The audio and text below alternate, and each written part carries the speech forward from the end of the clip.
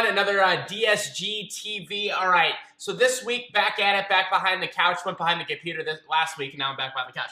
So I want to talk about a subject that hangs up a lot of people online. You know, a lot of mediapreneurs, a lot of people that are looking to be successful. This is one of the biggest hang-ups ever that I see, and I want to nip it in the bud right here and give you a couple strategies to kind of get past this, okay?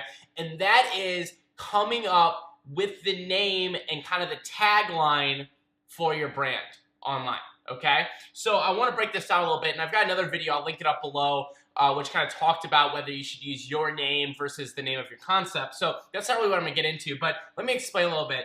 So let's just assume, for the sake of argument, that you're going to either use for your main hub for your website, which you either have now or you're working on it, yourname.com or yourbrand.com. So yourname.com would be, you know, davidsitemangarland.com. That's probably not your name. You know, lizdialto.com, marieforleo.com, jameswedmore.com, lewishowes.com. You know, all friends of mine. Those are the names.com. The other thing that you can do, of course, is yourbrand.com, therisetop.com, socialtriggers.com, mixergy.com, right? Either way is fine. Now, I want you to think about for a second that both those things, or if you're going on the brand way, it's a little bit more general.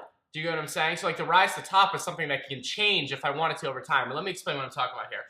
More importantly than the name, and why I don't want you to get hung up on this, is these two things right here. And I'll show you how we're going to implement them. Number one is, who are you serving? Who are you serving? Is it mom entrepreneurs who are starting their third company? Is it people that, you know, own Cocker Spaniels? Is it, you know, who are the people that you're serving is the first thing to think about. The second thing to think about is, what is the benefit and outcome of paying attention to you? So this is kind of your expertise or where you can get them. So let's say your expertise is Cocker Spaniels, and you're really good at getting the Cocker Spaniels to stop peeing in the house. So if you've got a Cocker Spaniel that's peeing in the house, that's your expertise. The benefit is they will stop peeing in the house for the person, right? If you're serving, you know, mompreneurs on their third business, and, you know, your expertise is helping them manage their time with their family and kind of the business, the benefit is that they're more organized and less stressed to run their business. Does that make sense? So you have to be thinking of who you're serving and their benefit plus the outcome of getting that, right? Now, how do you show that? This is what my arrows are. So it's one thing to talk about this, but how do you actually show it on your site?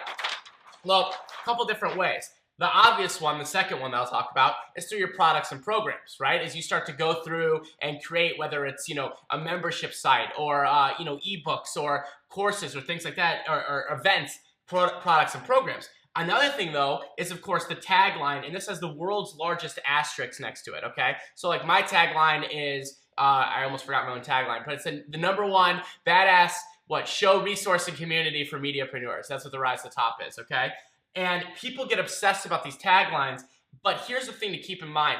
A tagline is something that can change over time, right? So I'm a big proponent of having sort of a general brand, meaning like, you know, whatever the website is or your name, and then having a specific tagline or branding around the site saying who I serve. So let's say my name's Joe Smith, and I serve, you know, Cocker Spaniels owners. It might be joesmith.com, or it might be, you know, doggyfriendly.com, but then when you go into the tagline, it says, you know, helping your Cocker Spaniel not pee or something like that. You know, that's probably a little too specific, but you get what I'm saying with it. So bottom line is, you can use your tagline here to direct people as to, you know, is this for me or is this not for me when they land on your website? That's what I'm going for here. So meaning when someone lands there, they're gonna say this is for me or not for me, and if they are, then they're gonna subscribe. So the thing though, I just wanna give this word of caution here is, just don't obsess over the perfect tagline with the perfect words or the perfect website. Get it up there, because the content is going to be what speaks for itself. And that's going to be what attracts people, the content. So I just want you to think about that as some words for, some food, some words for thought today here on DSG TV is, if you take one thing away from this, I just don't want you to obsess about the name. I don't want you to obsess about the tagline, but I do want you to obsess about who you're serving, and then I want you to start serving them. So enjoy that, and you know, all feedback, leave it below. And here, thanks to our friends at Lead Player, I'm going to have a little email opt-in box coming, and you can get more videos like this and behind-the-scenes interviews and all kinds of jazz coming up right now. See ya.